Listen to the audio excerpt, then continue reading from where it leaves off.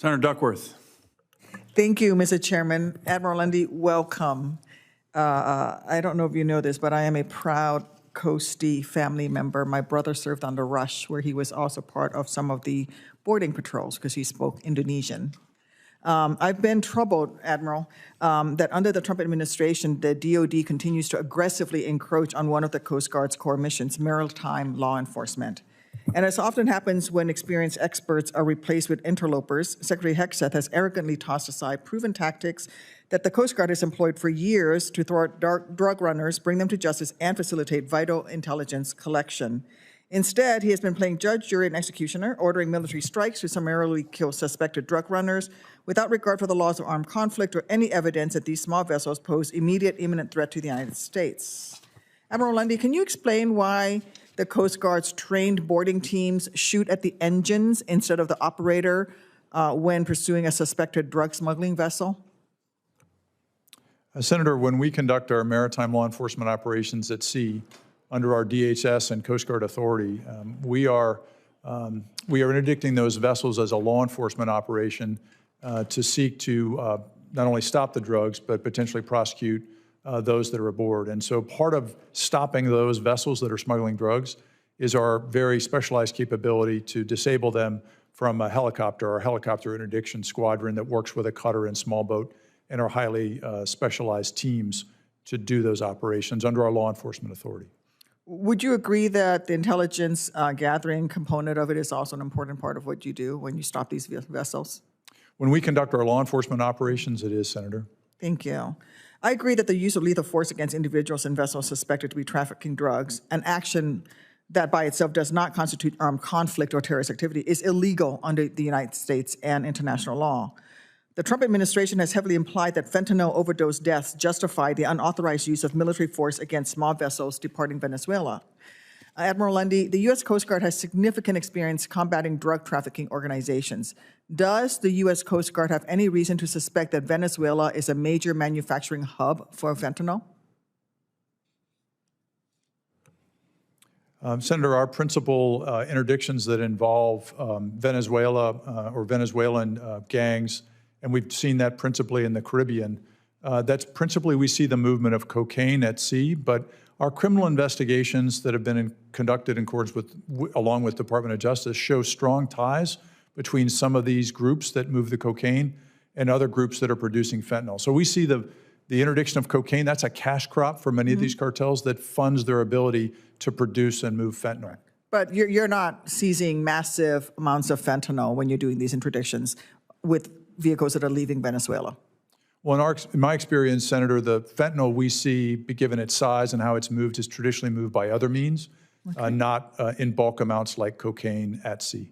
Yeah, I think that's a clear point that most of the cocaine that passes through Venezuela to the United States arrives by air, and that sea routes departing Venezuela are mostly headed to Europe. Is that correct?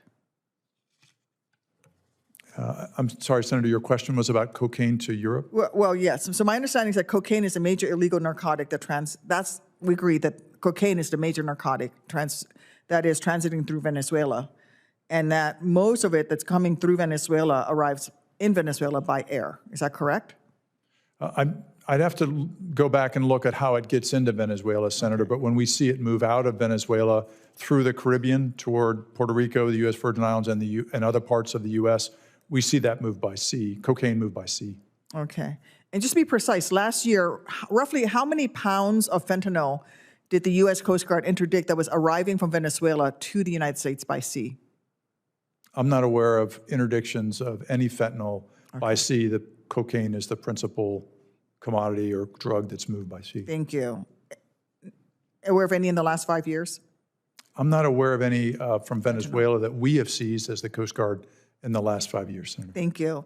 Are a majority of individuals that the Coast Guard apprehends when it interdicts a vessel running drugs into the United States senior cartel leaders or important DTO members? Or often, do you find cartels hire individuals who know how to operate a vessel and are desperate for a job to operate those vessels?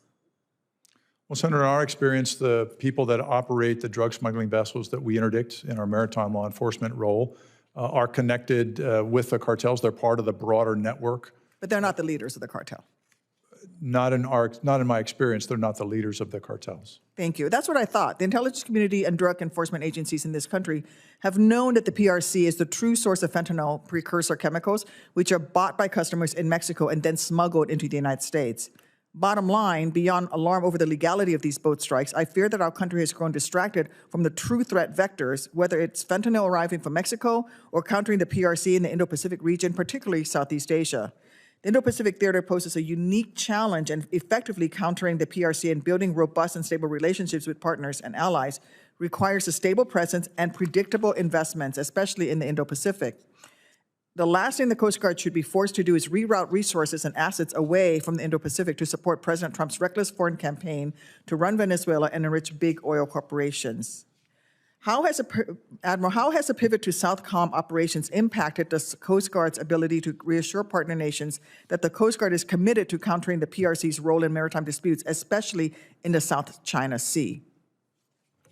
Senator, we continue to maintain a trajectory of growth of Coast Guard posture in the Indo-Pacific with the addition of more cutters and more personnel, including in the pending 26 budget that will place additional personnel and capability in the Indo-Pacific. So the Coast Guard is not diminishing our footprint and presence in the Indo-Pacific, because for us, that's part of the U.S. homeland too, with Hawaii and the 3 territories there. Absolutely. Well, I hope that continues to be true, but it is imperative that if the Coast Guard is forced to maneuver assets in a manner that jeopardizes its ability to fulfill statutory obligations, that you as Commandant report that deficiency to Congress immediately. So will you report back to Congress should your ability to maintain the commitments in the Indo-Pacific start to degrade?